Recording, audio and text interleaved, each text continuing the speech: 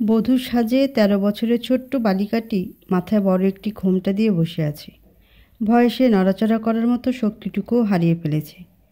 কিছুক্ষণ পর বরের বেশে সানভি রুমে প্রবেশ করল। সে রুমের দরজার লক করতেই দেখল মেয়েটি ঈষৎ কেঁপে উঠল। সে ধীর পায়ে বিছানার এক কোণায় গিয়ে বসে মেয়েটিকে জিজ্ঞেস করল, নাম কি তোমার? মেয়েটি কাঁপা কাঁপা কণ্ঠে বলল, জি, নীলা। সানভি বুঝতে পারল নীলা ওকে প্রচণ্ড ভয় পাচ্ছে। তাই সে নীলার ভয় দূর করার জন্য বলল, মাথায় এত বড় একটা ঘোমটা টেনে রেখেছ কেন? লজ্জায়? নীলা আগের মতোই কাঁপা কাঁপা কণ্ঠে বলল, জি না। তাহলে এমন জড়সড় হয়ে মাথায় বড় একটা ঘোমটা টেনে বসে আছো কেন? নর্মাল ড্রেস পরে নাও। নীলা তবু আগের মতোই বিছানার এক পার্শ্বে গুটিসুটি মেরে বসে রইল। নীলার আচরণে এবার সানভির কিছুটা হাসি পেল, কিন্তু সে হাসি চেপে রেখে বলল, ভয় নেই, আমি তোমায় স্পর্শ করব না। তুমি নির্দ্বিধায় ড্রেস চেঞ্জ করে এসে ঘুমোতে পারো। সানভির কথা যেন নীলা প্রাণ ফিরে পেল। সে গুটি গুটি পায়ে ওয়াশরুমে গেল ড্রেস চেঞ্জ করতে, আর সানভি পাগড়িটা খুলে রেখে বিছানার এক পাশে শুয়ে পড়ল। নীলার মা বহুদিন ধরে সানভিদের বাসায় কাজ করতেন। উনি খুব সৎ আর কর্মঠ মহিলা ছিলেন। এই জন্য সানভির মা শাহানা বেগম ওনাকে অনেক ভালোবাসতেন। নীলা মাঝে মাঝেই ওর মায়ের কাছে এসে এটা ওটা কাজ করত। খুব অল্প বয়স থেকে নীলা প্রত্যেকটা কাজ নিখুঁতভাবে করতে পারত, যেটা সানভির মাকে সব সময় মুগ্ধ করত। সব ঠিকঠাকই চলছিল, কিন্তু হঠাৎই আজ সকালে খবর আসলো নীলার মা ব্রেন স্ট্রোক করে মারা গেছে। শাহানা বেগম তার পরিবারের সকলকে নিয়ে নীলার মায়ের দাফন কাফনের কাজ সম্পন্ন করলেন। শেষে চোখ পড়ল নীলার উপরে। এই পৃথিবীতে নীলার আপনজন বলতে ওর মা ছাড়া আর কেউ নেই। শাহানা বেগম অনেক ভেবেচিন্তে সিদ্ধান্ত নিলেন তার একমাত্র সন্তান সানভির সাথে নীলাকে বিয়ে করিয়ে দেবেন। তারপর নিজের পুত্রবধূ করে সারা জীবন নিজের কাছেই রাখবেন। যেই ভাবা সেই কাজ। সানভি প্রথমে অনেক আপত্তি করলেও পরে মায়ের মন রক্ষার্থে রাজি না হয়ে আর পারল না। কারণ কাজের মহিলার মেয়েকে বিয়ে করাটা সে খুব সহজে মেনে নিতে পারছিল না, যদিও তার কোথাও কোনো মেয়ের সাথে রিলেশন নেই। তবুও নীলা 3 পিস পরে ওয়াশরুম থেকে বের হয়ে আসলো। সানভি একবারও নীলার দিকে তাকালো না পর্যন্ত, এমনকি কোনো কথাও বলল না। আর তাতেই নীলা বেশি কমফোর্ট ফিল করলো। সে চুপচাপ বিছানায় গিয়ে শুয়ে পড়ল। তাদের মধ্যে আর কোনো কথা হলো না। কিছুক্ষণ পর দুজন দুই দিকে মুখ করে ঘুমিয়ে পড়ল। পরদিন সকালে নীলার ডাকে সানভির ঘুম ভাঙল। সে ঘুম ঘুম চোখে তাকিয়ে দেখল নীলা ওর সামনে দাঁড়িয়ে আছে। চোখ ডলতে ডলতে সানভি বিছানা থেকে উঠে পড়ল। সে এই প্রথমবার নীলাকে খুব কাছ থেকে ভালোভাবে দেখল। নীলার মাথায় ঘাড় পর্যন্ত ছোট ছোট চুল, উজ্জ্বল শ্যামলা গায়ের রং, মুখ ভর্তি ছোট ছোট দাগ, শরীরটা ভীষণ শুকনো, চোখগুলো বসে গেছে। চেহারায় সৌন্দর্য বলতে কিছুই নেই। সানভির বিরক্তি যেন আরও কয়েকগুণ বেড়ে গেল। শুধু মায়ের মন রক্ষার্থে নীলার সাথে কোনো উল্টাপাল্টা আচরণ করতে পারছে না, কিন্তু সবসময় নীলার থেকে দূরত্ব বজায় রেখে চলছে। নীলাকে কোনো দিক থেকে সানভির সাথে মানায় না। সানভি বিশাল ধর্নাঢ্য বাবা মার একমাত্র সন্তান। যেমন ট্যালেন্ট স্টুডেন্ট, তেমনি সুন্দর দেখতে, 6 ফিট লম্বা, কাঁচা স্বর্ণের মতো গায়ের রং, ছিপছিপে শরীর, চোখ দুটো ভাসা ভাসা, ভরা ঠোঁট, ধনুকের মতো জোর ভ্রু আর তীক্ষ্ণ নাকে তার সৌন্দর্য যেন আরও দ্বিগুণ বেড়ে গেছে। সানভি ভীষণ ম্যাচিউর একটা ছেলে। সে নীলার সাথে খুব নর্মালভাবে মিশতে লাগলো, যাতে ফ্যামিলির কেউ ওর আচরণ দেখে বুঝতে না পারে যে নীলাকে তার পছন্দ নয়। কিন্তু নীলার বয়স অল্প হলেও সে ঠিকই আঁচ করতে পারল সানভি ওকে পছন্দ করে না। তবে নীলার তাতে কিছু যায় আসে না, কারণ সে দুবেলা দুমুঠো খেতে পড়তে পারলেই মহা খুশি। তাছাড়া সানভির মাও তাকে অনেক ভালোবাসে, এটাই তার কাছে অনেক। এর চেয়ে আর বেশি কিছু সে চায় না, আশাও করে না। এইভাবে কয়েকদিন কেটে গেল। সানভি মাস্টার্স কমপ্লিট করার জন্য লন্ডনে চলে গেল। 3 বছর কেটে যাওয়ার পরও যখন সানভি দেশে ফিরতে চাচ্ছিল না, তখন ফ্যামিলির সবাই বুঝতে পারল ওর সমস্যাটা কোথায়। তার উপরে আবার লন্ডন যাওয়ার পর থেকে সানভি কখনও নীলার সাথে কথা বলেনি। নীলা এই 3 বছর অনেক কিছু বুঝতে শিখেছে, অনেকটা বড়ও হয়ে গেছে। সে আর আগের মতো নেই, অনেক সুন্দরীও হয়ে গেছে। কোমর অবধি ছড়ানো সোনালি চুল, দুধে আলতা গায়ের বরণ, ঘন কালো ভ্রু, হরিণীর মতো টানা 2 চোখের ঢল ঢল চাহনি, দীর্ঘাকৃতির হালকা পাতলা শরীর, যেন সদ্য ফোটা ফুলের মতো নগ্ন রূপসী, ছুঁয়ে দিলেই মরে যাবে। নীলা যখন বুঝতে পারল সানভি ওর জন্যই বাসাতে আসছে না, তখন সে বাধ্য হয়ে সানভিকে ডিভোর্স দিতে চাইল। কিন্তু সানভির মা শাহানা বেগম কিছুতেই সেটা মেনে নিতে চাইলেন না। তিনি নীলাকে ওনার মায়ের বাসায় রেখে আসলেন। ওনার মা অনেক বয়স্ক মহিলা, তাকে দেখাশোনা করার জন্য একটা মেয়ে রাখা ছিল। তিনি সেই মেয়েকে বাদ দিয়ে নীলাকে তার মায়ের দেখাশোনা করার জন্য রাখলেন, যাতে একই সাথে দুই কাজ হয়ে যায়। নীলার বাসা থেকে চলে যাওয়ার কথা শুনে কয়েকদিন পরই সানভি দেশে ফিরে আসলো। এসে সে নীলাকে ডিভোর্স দেওয়ার জন্য সুযোগ খুঁজতে লাগলো, আর অবশেষে পেয়েও গেল।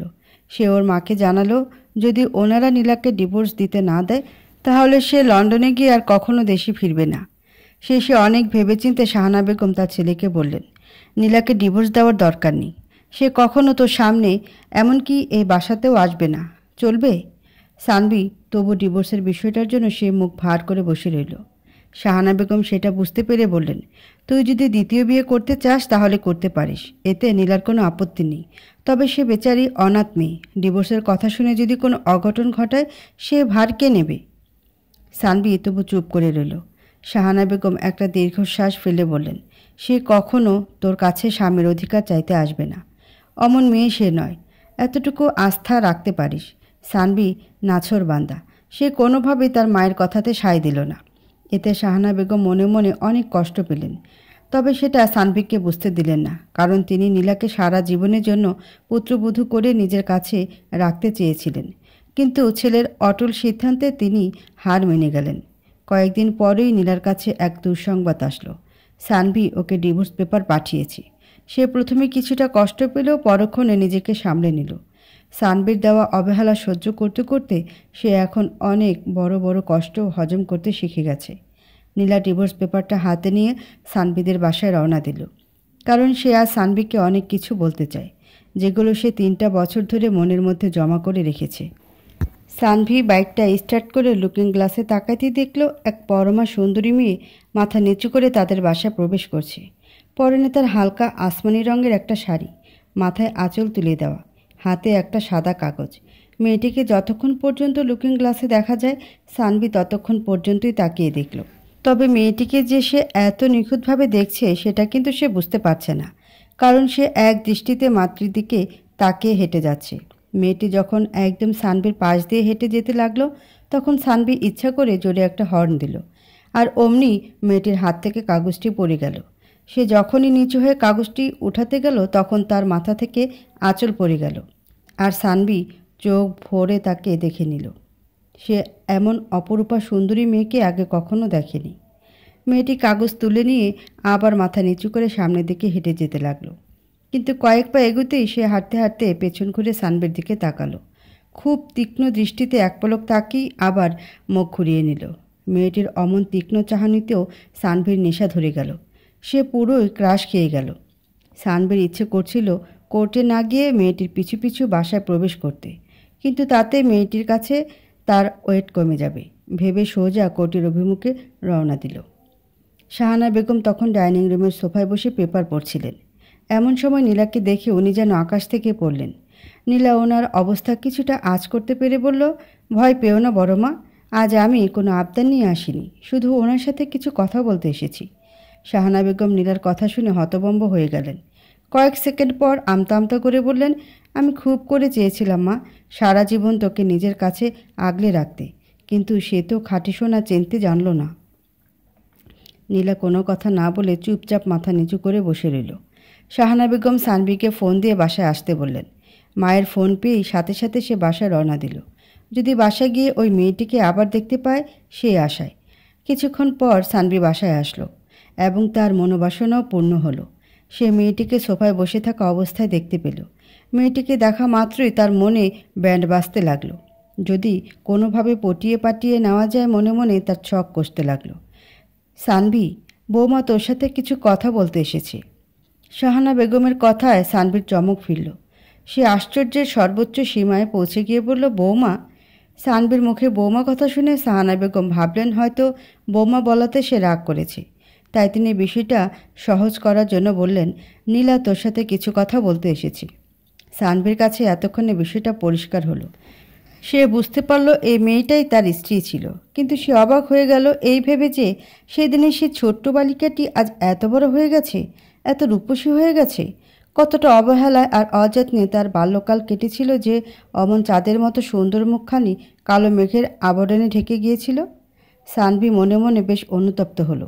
নীলাকে সিঁড়ি বেয়ে ছাদে উঠে যেতে দেখে সানভির ভ্রম কেটে গেল। সে নীলার পিছু পিছু ছাদে উঠতে লাগলো। এদিকে নীলার ভেতরে দ্বিধাদ্বন্দ্ব শুরু হয়ে গেছে। সে কী বলবে, কোথা থেকে শুরু করবে, মনে মনে সেসব আওড়ে নিতে লাগলো। সে ছাদের এক কোণে গিয়ে দাঁড়ালো। সানভিও ধীর পায়ে ওর পিছু পিছু গিয়ে ওর থেকে সামান্য দূরে গিয়ে দাঁড়ালো। সানভির ভেতরেও খুব অস্বস্তি বোধ কাজ করছে, কারণ সে প্রতিটা পদে পদে বুঝতে পারছে সে নীলাকে কতটা অবহেলা করেছে। নীলা কিছুক্ষণ চুপচাপ থেকে স্বাভাবিকভাবে বলতে শুরু করলো, আসলে আমি তো আপনার মতো অত বেশি পড়াশোনা করিনি, তাই বুঝতে পারছি না কোনটা বলা ঠিক হবে আর কোনটা বলা ভুল হবে। তবে আপনি তো অনেক শিক্ষিত মানুষ, আমার ভুল ত্রুটিগুলো ক্ষমা দৃষ্টিতে দেখবেন। সানভি কোনো কথা বলল না, শুধু চুপচাপ মাথা নিচু করে দাঁড়িয়ে রইল। নীলা সানভির দিকে তাকিয়ে বলল, আমি খুব গরিব ঘরের মেয়ে আর দেখতে অসুন্দর বলে আপনি আমার স্ত্রী হিসেবে মেনে নিতে পারেননি। তাতে আমার কোনো রাগ নেই, কারণ আপনাকে পাওয়ার মতো যোগ্যতা সত্যিই আমার নেই। কিন্তু আপনি কি চাইলে আমার উপর একটু সহানুভূতিশীল হতে পারতেন না? আপনাদের বাসায় খেয়ে পড়ে কত কুকুর বিড়াল বড় হচ্ছে, আমি তো সেভাবেই দুবেলা দুমুঠো খেয়ে পড়ে থাকতাম। কখনো ভুল করেও আপনার কাছে স্বামীর অধিকার চাইতে যেতাম না। যে মেয়েটার নিজের বলতে কিছুই নেই, তার কাছে আপনার এত কিসের অহংকার? অহংকার তো তার সামনে করা সাজে, যার কাছে অহংকার করলে পাল্টা তারও অহংকার দেখানোর সামর্থ্য থাকে। শেষ কথাগুলো বলতে গিয়ে নীলার কণ্ঠ আটকে যেতে লাগলো। ঠিক কান্নার পূর্ব মুহূর্তে যেমন সবার কণ্ঠ আটকে যেতে লাগে তেমন। সানভি লজ্জায় কোনো কথা বলতে পারল না, কিন্তু তবু অহংকারের ভারে জর্জরিত হয়ে নীলার কথায় ভ্রুজোড়া কুঁচকে রাখল। নীলা এবার সানভির দিকে না তাকিয়েই বলল, অনেক কিছু বলার ছিল, কিন্তু থাক, যেখানে কোনো সম্পর্ক নেই সেখানে যত কম কথা বলা যায় ততই ভালো। আমি ডিভোর্স পেপারে স্বাক্ষর করে এনেছি। কথাটা বলেই সে কাঁপা কাঁপা হাতে সানভির দিকে কাগজটা এগিয়ে দিল। সানভির মন চাচ্ছিল কাগজটা ছিঁড়ে টুকরো টুকরো করে ফেলতে, নীলাকে চিৎকার করে বলতে যে সে এই ডিভোর্স মানে না, সে যা করেছে তা সব ভুল করেছে। কিন্তু না, সে কিছুই বলতে পারল না, তার অহংকারের জোরে, ইগোর জোরে। কাগজটা নিন। সানভি হাত বাড়িয়ে কাগজটা নেওয়ার সময় এক পলক নীলার দিকে তাকালো। সে দেখল নীলার চোখ রক্ত জবার ন্যায় লাল হয়ে আছে, চোখ ভর্তি পানি টলমল করছে। নীলা ভেবেছিল সানভি হয়তো ওকে দেখে সব কিছু ভুলে যাবে, আবার সব কিছু আগের মতো হয়ে যাবে। কিন্তু না, সানভির মুখে অনুতপ্তের ছাপ ফুটে উঠলেও মুখ ফুটে তা বের হলো না। সানভি বুঝতে পারছে নীলা ওকে এখনও চায়, কিন্তু সে নিজের ইগো আর অহংকারের জোরে একটা সরি বলার সাহসটুকুও পাচ্ছে না। সানভিকে চুপ থাকতে দেখে নীলা নিজ থেকে আর কোনো কথা না বলে চলে যেতে লাগলো, কিন্তু কয়েক পা ফেলতেই সে থেমে গেল। নীলাকে থেমে যেতে দেখে সানভির বুকে যেন আশার সঞ্চার হলো। সে মনে মনে চাইল নীলা ঘুরে এসে ওকে বলুক সে ডিভোর্স দিতে রাজি না, তারপর সানভি আর কোনো ঝামেলা করবে না, সাথে সাথে ওকে স্ত্রী হিসেবে মেনে নেবে।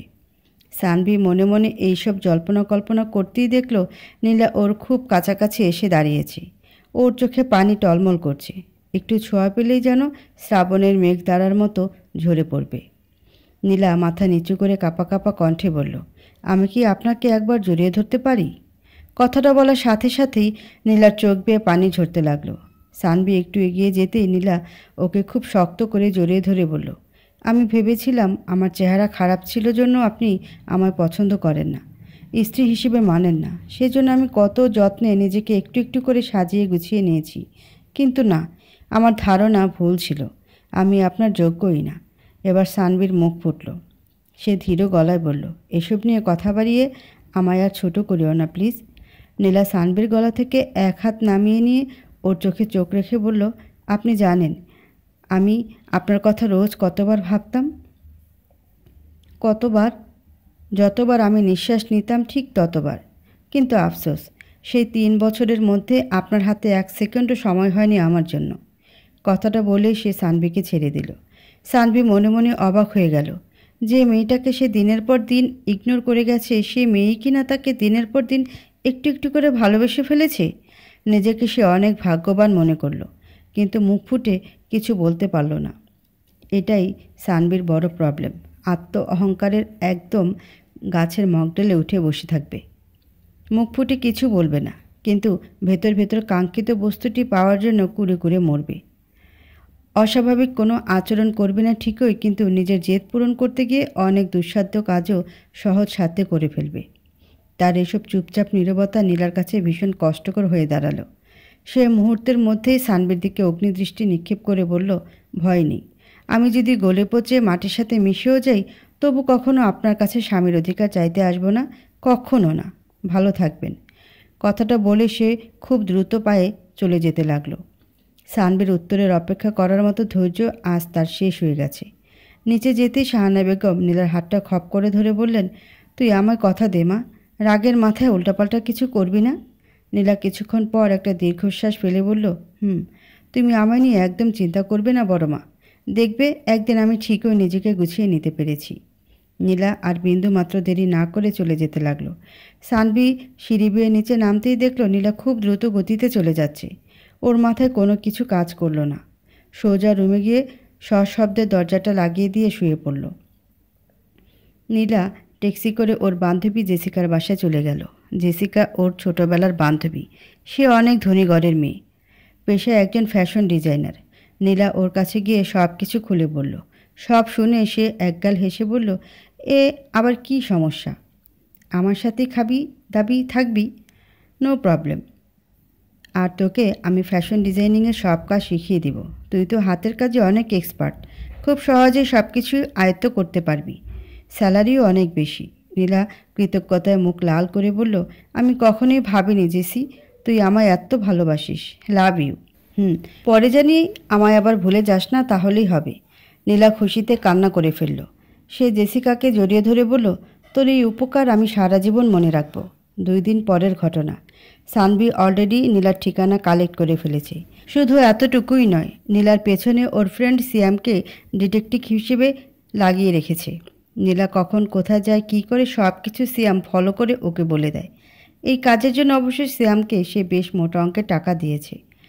দুপুরে গোসল সেরে সানভি মাত্র খেতে বসেছে, এরই মধ্যে সিয়ামের ফোন আসলো। সে রিসিভ করতেই ওপাশ থেকে সিয়াম বলল, দোস্ত, ভাবির সাথে যে মালটা আছে না, সে তো হেভি চাল জানে দেখছি।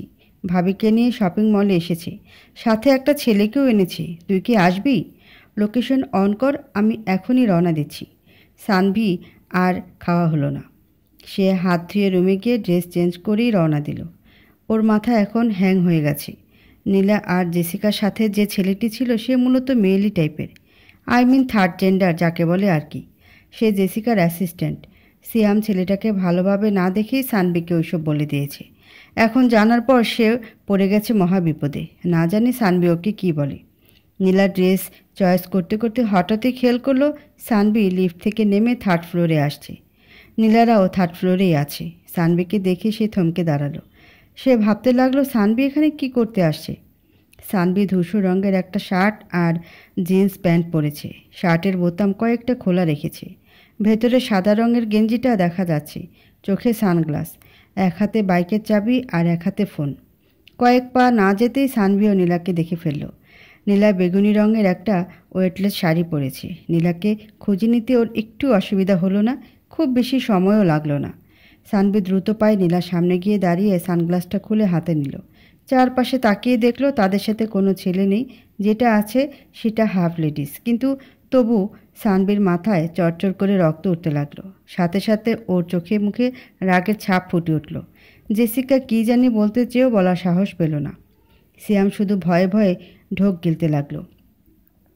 সানভির মাথায় রাগ উঠেছে নীলার পেটের কিছু অংশ বের হয়ে থাকতে দেখে। সে আরও চোখে নীলার পেটের দিকে কয়েকবার তাকালো, যাতে নীলা শাড়িটা ঠিক করে নেয়। কিন্তু নীলা ওর চোখের ভাষা বুঝেও কোনো কেয়ার করলো না। সে জেসিকাকে হাত ধরে টেনে নিয়ে চলে যেতে লাগলো। এতে সানভি রাগের চূড়ান্ত সীমায় পৌঁছে গেল। সে নীলার বাম হাতটা শক্ত করে চেপে ধরে বলল, সমস্যা কি তোমার? ইদানিং খুব সাহস হয়েছে দেখছি। কান খুলে শুনে রাখো, এমন কিছু করো না যাতে আমার সহ্যের সীমা অতিক্রম হয়ে যায়। সানভির কথা নীলা প্রচণ্ড রেগে গেল। সে দাঁতে দাঁত চেপে বলল, আমায় নিয়ে মাথা ঘামানোর কোনো রাইট আপনার নেই, হাত ছাড়ুন। নীলার কথা শুনে সানভি রাগে আগুন হয়ে গেল। সে নীলার দিকে অগ্নি দৃষ্টি নিক্ষেপ করে বলল, আমায় কিন্তু বেশি রাগিয়ে দিও না, নাহলে খুব খারাপ হয়ে যাবে। নীলা সানভির চেয়েও দ্বিগুণ বেশি রেগে গেল। সে এক ঝটকায় সানভীর হাতের মুঠো থেকে নিজের হাতটা খুলে নিল। সাথে সাথে এক হাত দিয়ে সানভীর মাথার পেছনের চুলগুলো শক্তভাবে মুষ্টিবদ্ধ করে ধরল। তারপর তীক্ষ্ণ চাহনিতে সানভীর চোখে চোখ রেখে বলল, তোকে খুব বেশি রাগিয়ে দিলে তুই আমার কি করবি? হ্যাঁ? সানভি কিছু একটা বলতে যাবে তার আগেই নীলা ওর ঠোঁটে গভীরভাবে একটা কিস করল। সানভি তো চারদিকে অপলক তাকিয়ে পুরাই হা করে দাঁড়িয়ে রইল। এদিকে নীলা বিন্দুমাত্র কাল বিলম্ব না করে জেসিকাকে নিয়ে চলে যেতে লাগলো। সিয়াম ঢোক গিলতে গিলতে বলল, এটা কি হলো রে মামা? তোর ঠোঁটের তো পুরাই ঘন্টা বাজিয়ে দিয়ে গেল। সানভি ওর হাত দিয়ে ঠোঁট দুটো মুছে নিয়ে চলে যেতে লাগলো। সিয়ামের সাথে কোনো কথা বলল না। নীলা বাসায় যেতে যেতে সিদ্ধান্ত নিল সে কিছুদিনের মধ্যেই একটা ছেলের সাথে রিলেশন করে সানভিকে উচিত শিক্ষা দেবে। এদিকে সানভিও মনে মনে সিদ্ধান্ত নিল সে অন্য একটা মেয়ের সাথে টাইম পাস করে নীলাকে উচিত শিক্ষা দেবে। সানভির ধারণা সে নীলার রূপে মুগ্ধ হয়ে তার প্রেমে পড়ে গেছে, তার প্রতি দুর্বল হয়ে পড়েছে। তাই সে প্রথমে একটা সুন্দরী জিএফ খুঁজতে লাগলো এবং খুব তাড়াতাড়ি পেয়েও গেল। ওর ফুফাতো বোন রিশা যেমন ধনির দুলালি তেমনি হায়ার এডুকেটেড, দেখতে নীলার চেয়েও সুন্দরী। সানভির মনের মধ্যে ব্যান্ড বাজতে লাগলো, কারণ সে এবার নীলাকে আচ্ছা করে শিক্ষা দিতে পারবে। কিন্তু নীলা সেসবের কিছুই করল না। সে ভাবতে লাগলো সানভির সাথে টক্কর দিতে যাওয়াটা তার বোকামি হবে। এমনিতেই তার বয়স কম, তার উপরে আবার বাবা মা কেউ নেই, মাথার উপরে কোনো ছাতা নেই, নিজের দেখভাল নিজেকেই করতে হয়। এত সমস্যার মধ্যে সানভির সাথে টক্কর দিতে গিয়ে নিজের পায়ে নিজেই কুড়োল মারার কী দরকার? বরং সে চুপচাপ নীরব হয়ে থাকার সিদ্ধান্ত নিল। সানভি যদি ওকে ভালোবাসে তাহলে ওর চুপচাপ নীরবতায় সানভিকে উচিত শিক্ষা দেবে। 10/8/2016 জেসিকাদের বাসা রাজশাহীর কাজলাতে। রাজশাহী রেলওয়ের দিকে ওদের নিজস্ব ফ্যাশন হাউস আছে। নীলা সেখানে গিয়ে নিয়মিত কাজ শিখতে লাগলো আর বাড়তি ঘোরাঘুরি একদম বন্ধ করে দিল। তাই সিয়ামেরও রুটিন মোতাবেক ডিউটি পড়ে গেল। রোজ কাজলা থেকে রেলগেট, রেলগেট থেকে কাজলা, বাড়তি কোনো দৌড়াদৌড়ি নেই। বেশ ফুরফুরে মেজাজে আছে সে। কিন্তু সানভির ধৈর্যের বাঁধ ভেঙে যেতে লাগলো, কারণ সে যে রিশার সাথে রিলেশন করছে সেটা নীলাকে সরাসরি দেখাতে পারছে না। সেই অধৈর্যতা তাকে তিলে তিলে মারছে। তবে সানভিকে খুব বেশি দিন অপেক্ষা করতে হলো না। 17/8/2016 জেসিকা তার এক্স বয়ফ্রেন্ডের সাথে মিট করার জন্য নীলাকে সাথে করে নিয়ে গেল নিউ মার্কেটের এক রেস্টুরেন্টে। ওর বয়ফ্রেন্ড তুর্য আগে থেকেই সেখানে বসে ওয়েট করছিল, তাই সে রেস্টুরেন্টে গিয়ে তুর্যের সাথে আলাপচারিতা শুরু করে দিল। আর নীলা চুপচাপ মাথা নিচু করে সেগুলো শুনতে লাগলো। জেসিকার উচ্চতা খুব কম হওয়ায় তুর্যের ফ্যামিলি ওকে পুত্রবধূ হিসেবে পছন্দ করেনি, যে কারণে তুর্য ওর সাথে ব্রেকআপ করেছিল। কিন্তু এখন সে আবার জেসির কাছে ব্যাক করতে চায়। জেসির উচ্চতা স্বাভাবিকের চেয়ে একটু বেশিই কম, 3.5 ফিটের মতো। নীলার সাথে তার বন্ধুত্ব হওয়ার পেছনে অবশ্য এই কারণটা প্লাস পয়েন্ট বলা যেতে পারে। নীলাদের বাসা ছিল রাজশাহীর তালাইমারিতে। সেই সূত্রে দুজনের বাসা প্রায় পাশাপাশি হয়ে যায়। বিকেল করে রুয়েটের স্কুল চত্বরে নীলা অন্য সব ছোট বাচ্চাদের সাথে জড়ো হতো খেলাধুলার জন্য, আর জেসিকা সেখানে সবার নেতৃত্ব দিত। যদিও সে তাদের সবার চেয়ে বয়সে 7-8 বছরের মতো বড় ছিল, তবু উচ্চতায় সে তাদের কাতারে তাদের সমতুল্য হয়ে যেত। তার আচরণেও কিছুটা শিশু সুলভতা ছিল। প্রায় 15-20 মিনিট পর নীলা সানভির কণ্ঠের মতো কণ্ঠস্বর শুনতে পেয়ে তীক্ষ্ণ চাহনিতে এদিক সেদিক তাকাতে লাগলো। কর্নারের দিকে চোখ পড়তেই দেখলো সত্যি সত্যি সানভি একটা মেয়ের সাথে বসে কথা বলছে। মেয়েটাকে চিনতে ওর খুব বেশি সময় লাগলো না। কয়েক সেকেন্ড পরেই সানভির সাথে ও চোখাচোখিও হয়ে গেল। কিন্তু সানভিকে তবু ভাবলেশহীন দেখালো। দৃশ্যটা দেখার পর থেকে নীলার বুকের ভেতর মোচড় দিতে লাগলো, মাথাটাও ঝিমঝিম করতে লাগলো। সে বাম হাতের উপর মাথাটার ভর দিয়ে কিছুক্ষণ চোখ বন্ধ করে রইল। সানভি আরও চোখে নীলাকে প্রথম থেকেই দেখছিল।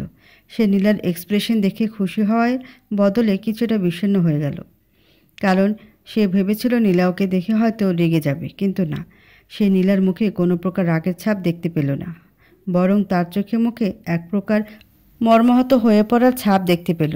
সানভি আরও খেয়াল করলো নীলার চেহারায় আগের মতো আর সেই সৌন্দর্যটা নেই। এই কয়েকদিনই মলিন হয়ে গেছে, চোখে মুখে দুশ্চিন্তার ছাপ পড়ে গেছে। সানভিকে একধানে নীলার দিকে তাকিয়ে থাকতে দেখে রিশা বলল, সানভি, তুমি কি এখনও ওই আনকালচার খ্যাত মেয়েটার পিছে পড়ে আছো? রিশার কথা শুনে সানভির চমক কেটে গেল।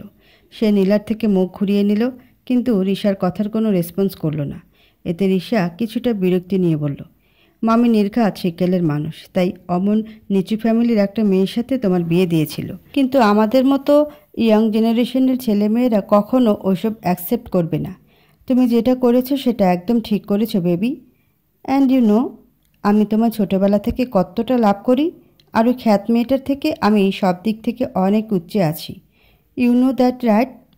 সানভি এবারও রিশার কথার কোনো রেসপন্স করলো না। সে ভ্রুজোড়া কুঁচকে ফোনের দিকে তাকিয়ে রইল। ওর চোখের সামনেই এখন নীলার থেকেও সুন্দরী হায়ার এডুকেটেড ধনীর দুলালি মেয়ে রিশা বসে আছে। তবু সেদিকে ওর কোনো মনোযোগ নেই। সে মেসেজে শিয়ামের সাথে চ্যাট করছে। শিয়াম নীলাদের পেছনের টেবিলে বসে আছে। নীলা কখন কি বলছে, তুর্য কতবার নীলার দিকে তাকাচ্ছে, এই সব কিছু সে সানভিকে মেসেজ করে বলছে। আর সানভি সেগুলো খুব মনোযোগ দিয়ে পড়ছে। কিছুক্ষণ পর তুর্য ওয়াশরুমে যেতেই শিয়াম আর সানভি ওর পিছে চলে গেল। তুর্য ওয়াশরুম থেকে বের হওয়া মাত্রই সানভি তুর্যের হাত ধরে বলল, এই দেখি আপনার হাতটা দেখান। তুর্য অবাক হয়ে বলল, কেন ভাই, কি হয়েছে? আমি কি করলাম? শিয়াম তুর্যের শার্টের কলার ধরে বলল, ওই ঢাকাইয়া মাল আমগুর লগে ভেটকি করস? হাত দেখা কইতেছি। সানভি তুর্যের হাতের তালু দুইবার স্পর্শ করেই বলল, ওই ভাই, আপনার হাতে আঠা আঠা লাগে কেন? তুর্য ঘটনার আগামাথা কিছু বুঝতে না পেরে বোকার মতো প্রশ্ন করল, আরে ভাই কি হয়েছে সেটা তো বলবেন নাকি? সানভি শ্যামকে রেগে গিয়ে বলল, ওই শালা, তুই তো বলছিলি এই মালটা জেসির, তাহলে কেমনি কি? মামা, প্রথম তো দেখলাম জেসির সাথেই কথা বলল, মাগার শেষের দিকে গিয়া বারবার ভাবের দিকে তাকাচ্ছিল। সানভির মাথা আরও গরম হয়ে গেল।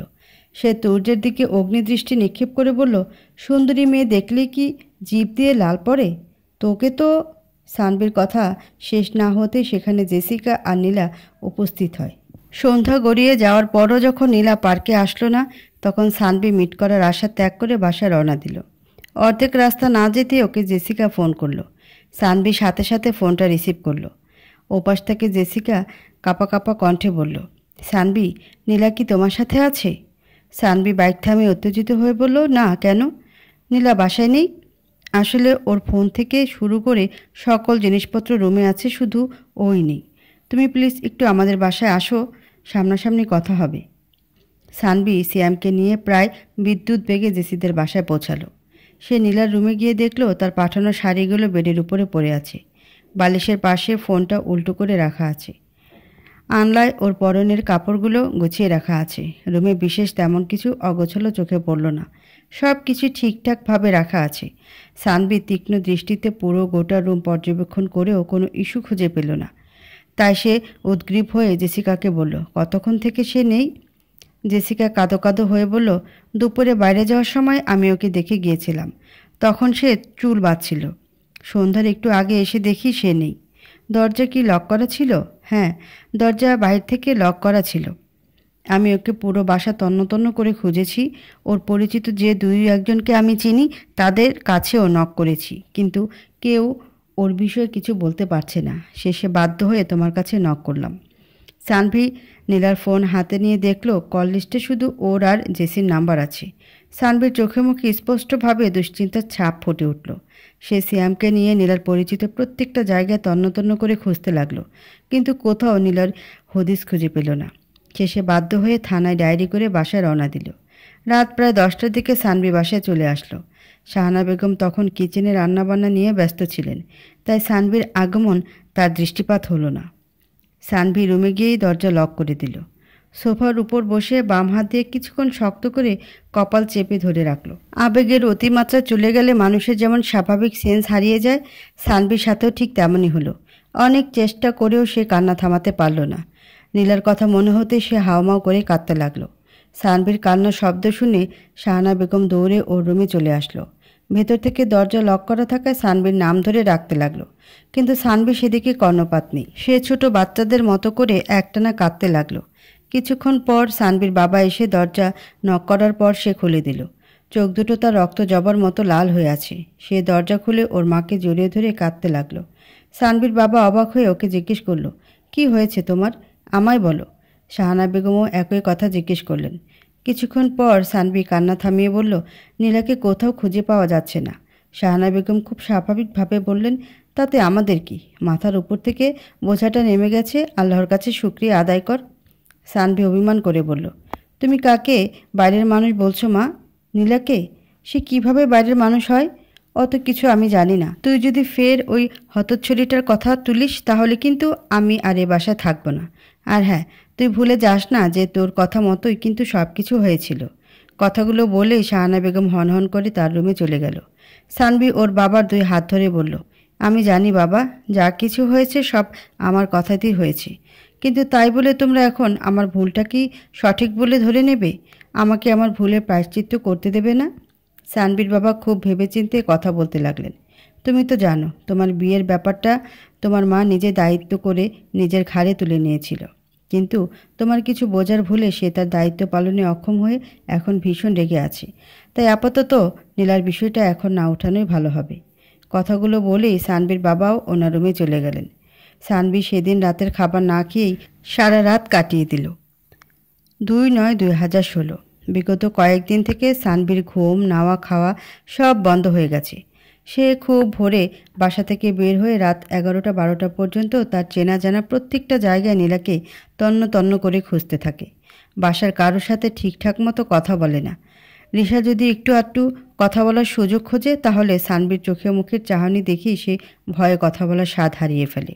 সানভীর মেজাজ খুব খিটখিটে হয়ে গেছে। নর্মাল কথাতেও সে রেগে যায়। 7/9/2016। শাহানা বেগম সানভীকে প্রায় ব্ল্যাকমেল করার মতো করে রিশাকে বিয়ে করতে রাজি করিয়েছেন। তিনি সানভীকে বলেছেন যদি সে বিয়েতে রাজি না হয় তাহলে উনি সুইসাইড করবেন। 11/9/2016। আজ সানভীর বিয়ে। এই কয়দিনে তার নীলার উপরে যথেষ্ট রাগ আর অভিমান জমা হয়ে গেছে। সে বিয়েতে সম্মতি জানানোর পূর্ব মুহূর্তে শুধু একটা কথাই ভেবেছে, যদি নীলা ওকে সত্যি ভালোবাসত তাহলে কখনই ওকে ফেলে এভাবে হারিয়ে যেত না। সানভি সারাদিন ঘুমিয়ে ঠিক সন্ধ্যার দিকে উঠে পড়ল। গোসল সেরে বরের বেশে ঝিম মেরে বসে রইল। প্রথমবারের মতোই এবারও তার মনে কোনো আনন্দের রেশ নেই। বাসায় রিশার ফ্যামিলির কিছু লোকজন, সিয়াম, জাসিকার ফ্যামিলির কিছু লোকজন আর সানভীর ফ্যামিলির সদস্যরা ছাড়া বাহিরের কোনো লোকজন নেই। সানভীর বাসাতেই বিয়ের কাজ সম্পন্ন হলো। জাস্ট পাত্রপাত্রীকে শুধু আলাদা রুমে রেখে কবুল নেওয়া হয়েছে।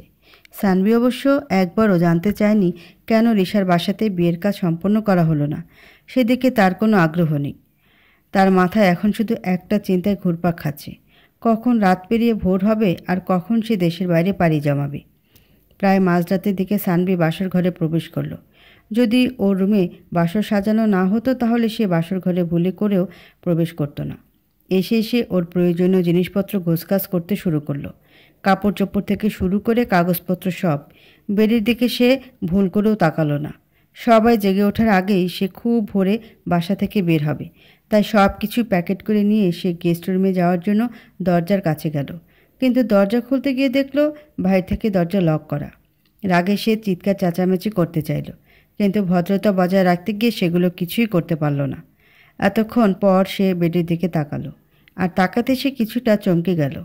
নীলা যেমন বাসরাতে বড় একটা ঘোমটা টেনে বসেছিল, রিশাও তেমনি একটা বড় ঘোমটা টেনে বসে আছে। তার চেয়েও বেশি অবাক করার বিষয় হলো সেদিন নীলার পরনে যে শাড়ি ছিল আজ রিশার পরনেও সেই একই শাড়ি। তবু সানভীর সেদিকে কোনো ইন্টারেস্ট নেই। সে চুপচাপ সোফায় গিয়ে শুয়ে পড়ল। একটু পর ওর মা আর রিশার মা একটা গ্লাসে করে শরবত নিয়ে রুমে প্রবেশ করলো।